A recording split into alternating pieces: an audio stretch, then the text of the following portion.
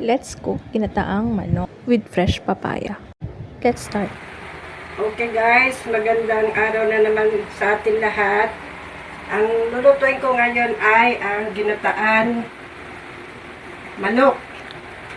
Ito yung sangkap, manok, gata, papaya, malunggay, daw ng malunggay. Meron tayo ditong gagamitin na panggisa, sibuyas, luya, at siyempre mantika at saka patis. Itong guys, itong manok, pag nuhugasan nyo yung manok, kailangan pag hinugasan nyo, lagyan nyo na isang dakot na asin para matanggal yung mga lansa-lansa at saka yung mga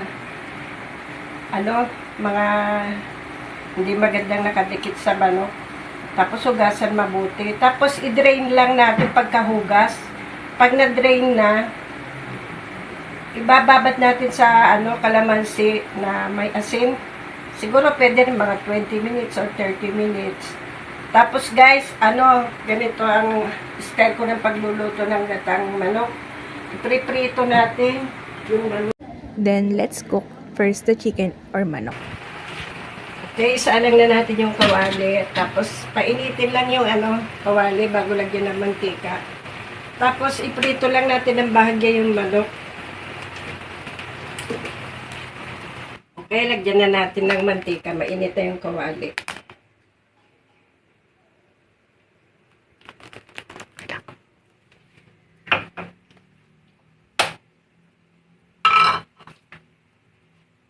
Dahil lang natin uminit yung mantika. So, hayaang mag-brown. Kaya lang natin mag-brown ng konti yung manok.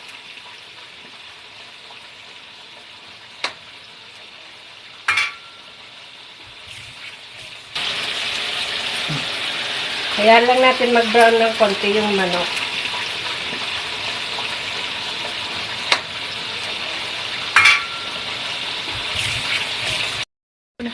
Okay guys, tignan natin kung nag-brown na siya. Ayan, pwede nang baliktad eh. Nag-brown na ng bahagya.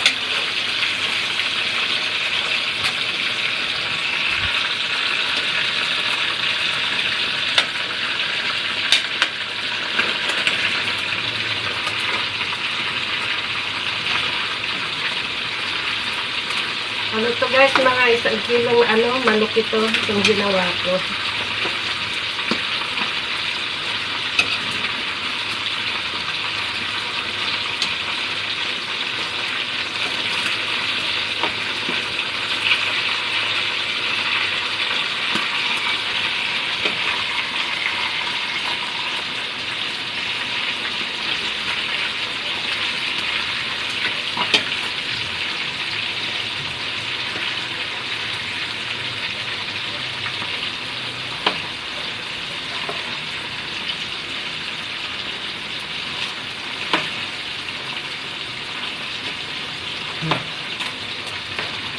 Lalantayin natin ulit sa kabila.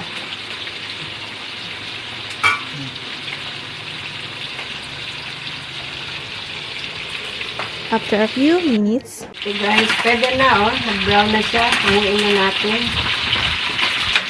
Ayan. Kailangan hindi siya yung pritong-prito. Yung lang, tama lang. Pag nag-brown na, ayan.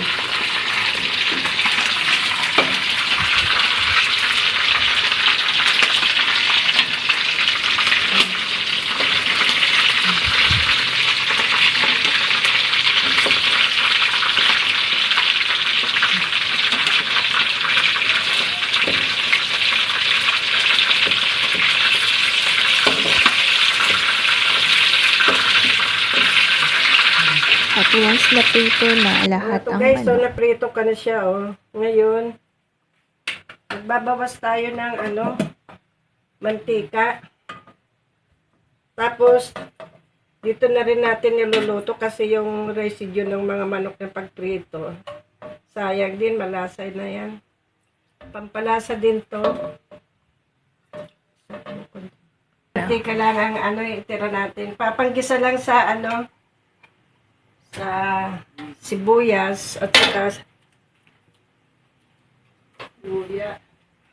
Guys, pag ako'y nagluluto ng manok, hindi na ako gumagamit ng bawang. Sibuyas lang. Sibuyas at saka luya. Ayan, gigisa ko lang yan.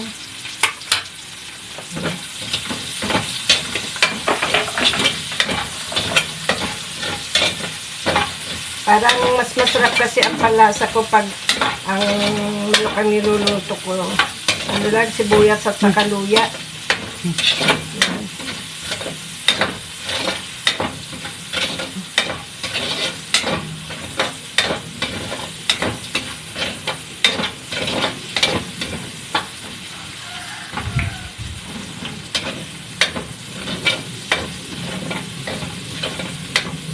Ayan guys, mabango na siya, bumabango na.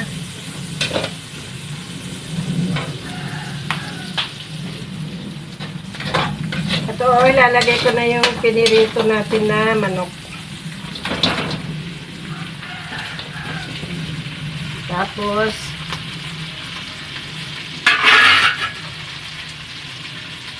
lalagyan na natin ng ng patis. Isang lang, sandok. Ayan.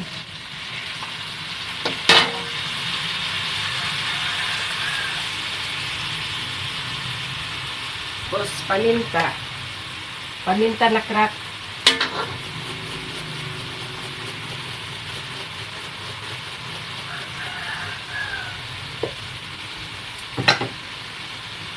Tapos haluin lang natin para yung patis lumasa doon sa manok.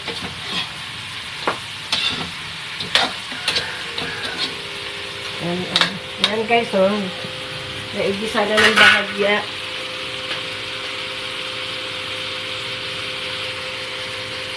Ilalagay ko na yung gata. Ayan. Excuse me.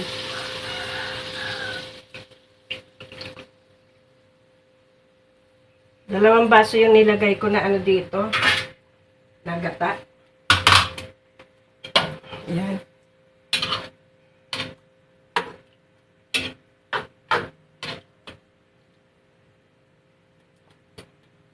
Lagyan pa natin ng konti. Guys, takpan na natin para mabilis kumulo. Siguro mga 3 minutes. Tapos saka natin ilagay yung yung gulay. Yan na guys, kumukulo na. Haluin din natin siya para mapantay pa yung luto. Tapos takpan natin ulit para matuyuan ng konti. So guys, siguro pinakuluan ko pa rin to ng gata ng mga 5 minutes, ganun, less than 10 minutes para sumipsip yung lasa ng gata sa manok. Guys, ilalagay ko na yung papaya. Yung papaya kailangan pa-square yung yung paghiwa, hindi masyadong maliliit.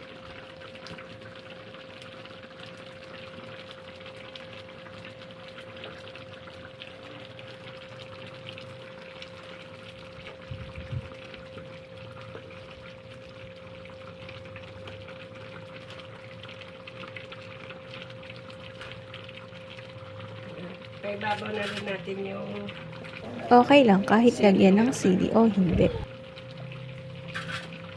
tapos takpan natin ulit. After a few minutes,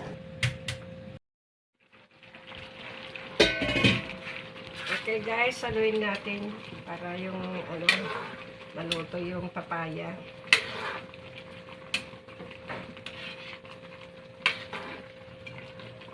Ang bango na.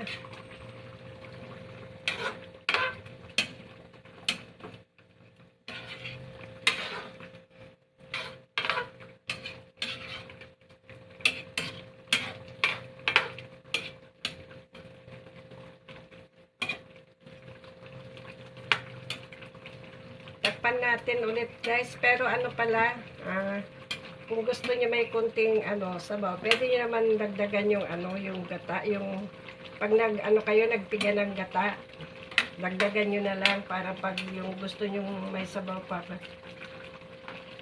bubuhos niyo na lang dito, dagdagan niyo na lang kung gaano niyo gustong kadami ng sabaw. Lalo na yung may mga anak na mahilig sa sabaw. Ayan guys, takpan natin ulit para maluto yung papaya.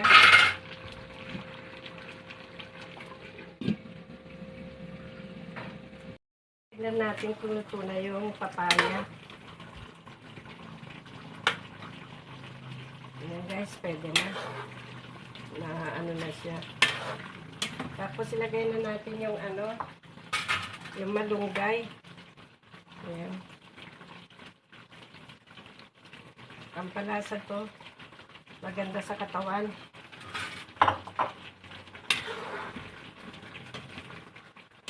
Haluin lang natin. Sandali.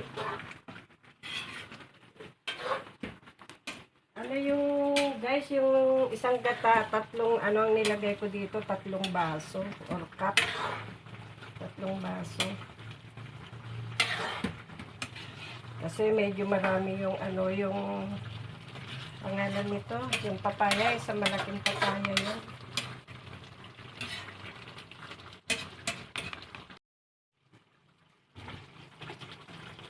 Isikan muna natin ng konting asin.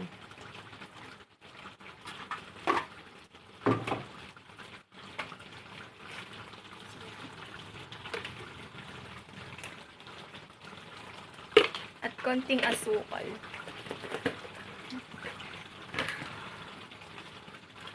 Saka isang kutsarita ng asukal yung nilagay ko.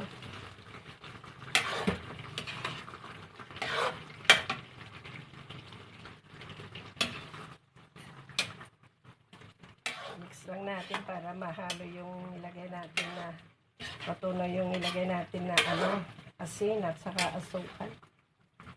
Ayan malapit na siya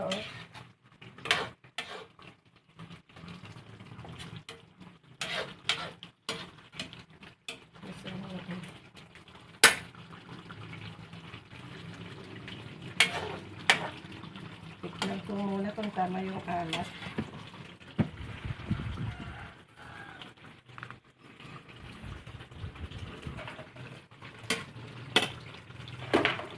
Ganda natin ng konti.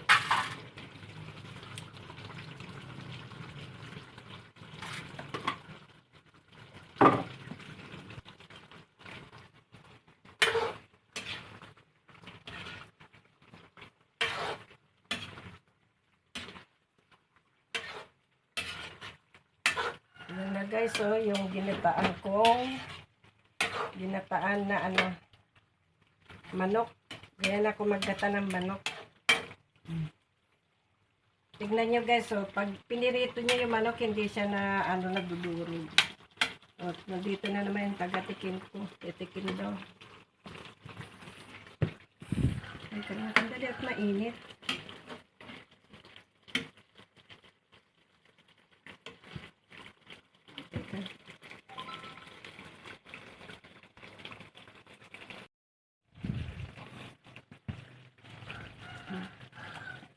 Okay na, malamig na. Okay. Init. Okay? Okay. Ito na guys. Finished product ng niluto namin. Ito na yung tanghalian natin mamaya. Ayan Okay na. Luto na siya. Ganyan lang kasimple guys magluto ng ng ginataan manok. Ganito yung pag style ko pag nagluluto ng ng ginataan manok. Hindi siya masyadong masabaw. Pero pwede naman pag maraming mga anak, pwedeng may sabaw para may sila pang sa kanin. Maraming salamat sa panunod guys. Pag nagustuhan niyo yung aking luto, paki-like and share and follow. Maraming salamat. Bye-bye! Thanks for watching!